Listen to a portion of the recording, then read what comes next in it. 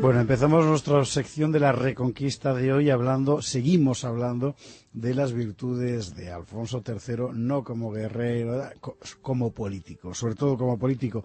Vamos a ver, una de las primeras cosas que hizo Alfonso III después de la segunda tregua con el emir Muhammad fue enviar un embajador a Córdoba. ¿Para qué? Para recuperar los cuerpos de los mártires Eulogio y Leocricia, asesinados en la capital del Emirato en 859, o sea que dice Obama que era tan tolerante, por afirmar la fe de Cristo frente a la de Mahoma. El embajador que fue a Córdoba, fue nada menos que Dulcidio, aquel clérigo de Toledo que escribió la crónica profética.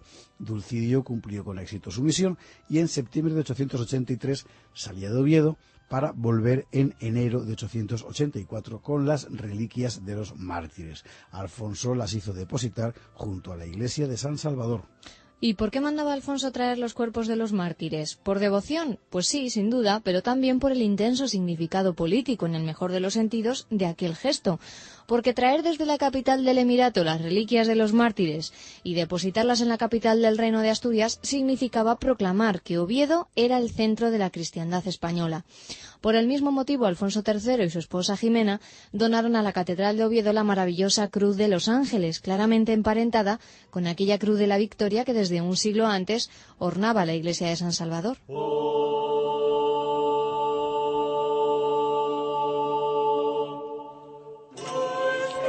Hay que tener en cuenta que en esta época política y religión son magnitudes inseparables.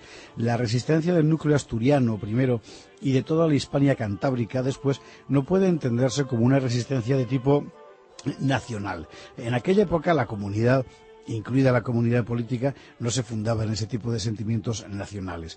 Lo que constituía una comunidad era un sentimiento de pertenencia basado en cosas como la lengua, la corona o muy principalmente la religión. Y fue precisamente la religión lo que marcó la diferencia fundamental entre la España súbitamente mora de 711 y la España cristiana que quiso resistir. ¿En qué medida fue una resistencia consciente o, por el contrario, fue un simple sentimiento de rebeldía mecánica ante un poder que se percibía como profundamente ajeno? Eso es difícil saberlo. Lo que sabemos sin ningún género de duda es que las élites del país debían verlo con cierta claridad porque todos los reyes, uno detrás de otro, incluso los más tibios, se preocupan por construir iglesias que den fe de su compromiso. Porque lo que caracteriza al Reino de Asturias, lo que fundamenta y justifica su independencia, es su carácter cristiano frente a una España que ha dejado de serlo por la fuerza de las armas. Pero pequeño problema. Asturias se quería cristiana, sí. La verdadera cristiandad frente a la cristiandad sometida de Al-Ándalus, pero al fin y al cabo la cristiandad oficial era la encarnada en Toledo, es decir, la que estaba bajo el poder moro. ¿No había ahí una contradicción? Pues la había, y muy gorda, y sin duda eso fue lo que llevó a las pequeñas comunidades del norte a mostrarse cada vez más disidentes, una disidencia que encontró un argumento perfecto para expresarse en la querella del adopcionismo que hemos contado aquí, cuando el obispo de Toledo, Elipando, se permitió transigir con el dogma de la divinidad de Cristo y fue entonces cuando Beato de Liébana le llamó a este Elipando testículo del anticristo. Bueno, así comenzó una polémica que terminaría llevando a la independencia de la Iglesia asturiana primero y a su primacía en España después. Es muy importante subrayar que esa disidencia religiosa del norte respecto a Toledo se disparó sin intervención del poder regio, es decir, fue un proceso autónomo, no promovido por la corona a modo de instrumento político. La única intervención política en este episodio fue la de la monarquía carolingia, que actuaba más bien a modo de delegada papal. Eso sí, la corona asturiana vio rápidamente que en la querella contra Toledo había mucho más que una discusión doctrinal. Por eso, acto seguido, Alfonso II el Casto se apresuró a apoyar a la Iglesia asturiana en un movimiento que era al mismo tiempo religioso y político. A partir de este momento, la Iglesia se convierte en eje de la vida del reino, y no solo en lo religioso y lo cultural, sino también en lo político, como demuestra su protagonismo en las labores de repoblación hacia el sur. El hallazgo del sepulcro de Santiago supuso un hito decisivo. Después, diversas leyendas ligadas a grandes o pequeñas batallas darán testimonio del intenso sentimiento religioso que acompañaba al reino en aquellos primeros años de la Reconquista.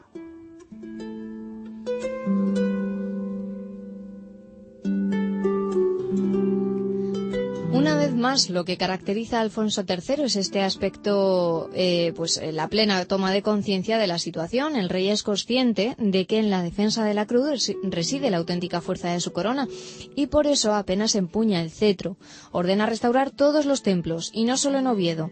Por los documentos conservados sobre la repoblación de Chaves sabemos que mandó rehabilitar allí 2 viejas iglesias visigodas. Podemos suponer que lo mismo hizo en toda la larga línea que se extendía desde Coimbra hasta Amaya.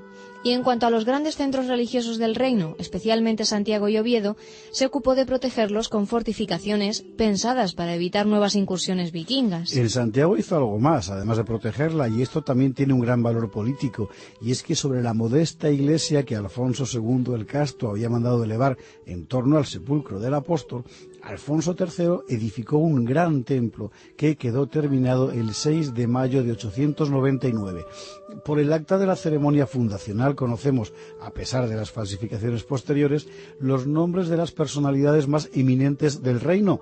Entre los condes, por ejemplo, Bermudo de León, Sarracino de Astorga y el Bierzo, Betote de Deza, Hermenegildo de Tuy y Oporto, Arias de Coimbra, Pelayo de Braganza, Odoario de Viseo, Silo de Prucios, que está en el norte de Galicia, Lucidio de Guimaraes, Ero de Lugo, Munio Núñez de Castilla, Gonzalo Fernández de Burgos, amén de otros condes como Osorio Gutiérrez y Fruela Suárez, cuya jurisdicción ignoramos. Y entre los obispos, Teodomiro de Gitania, Gomado de Oporto y Viseo, Nausto de Coimbra, Sisnando de Iria, Elleca de Zaragoza, Argimiro de Lamego, Recaredo de Lugo, Jacobo de Coria. Vaya nombres. Vaya nombres. La iglesia que construyó Alfonso en Santiago ya no existe, pero sabemos cómo era. 24 metros de largo, 14 de ancho, 3 naves, 9 pilastras, capiteles visigodos, mármoles verdes, pórfidos violetas. Los trabajos de los arqueólogos bajo el actual templo jacobeo han descubierto también elementos arquitectónicos de origen mozárabe, sin duda traídos por los refugiados del sur. A esa mezcla de elementos ramirenses, mozárabes, romanos y góticos, se le llama arquitectura post-ramirense, y es la culminación del prerrománico asturiano. Alfonso III dejó varias muestras eminentes, y en particular la iglesia de San Salvador de Valdedios, cerca de Villaviciosa, la única que se conserva íntegra, y la abadía de San Adriano de Tuñón. Sabemos que el rey impulsó además otras muchas fundaciones monásticas, por ejemplo, el monasterio de San Pedro de Cardeña, en Burgos, y en León los de Abellar y Sahagún, entregado este último a un fugitivo del sur, el abad Alonso, para que lo rigiera con su comunidad mozárabe.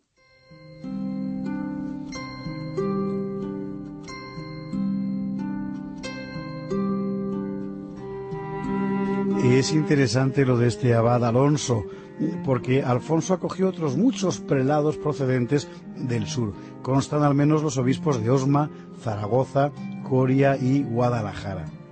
Del mismo modo, creó nuevas sedes y sobre todo se ocupó de dotarlas abundantemente, de manera que antes de terminar su reinado, las sedes episcopales ya eran en la práctica el eje de la organización territorial del reino.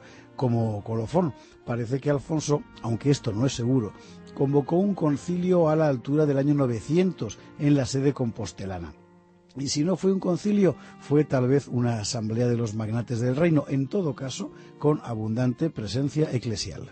Se ha dicho que las catedrales eran en la Europa medieval el equivalente de las constituciones en el Occidente moderno, la fuente material de la legitimidad. Así hay que entender la constante preocupación de los reyes de Asturias por asentar el papel de la Iglesia, y así hay que enfocar la intensa actividad de Alfonso III en este terreno. Pues sí, porque fue la más clara manifestación de una política de gran estilo, una política que quería dar razón de sí ante el pueblo, ante la historia y, por supuesto, ante Dios.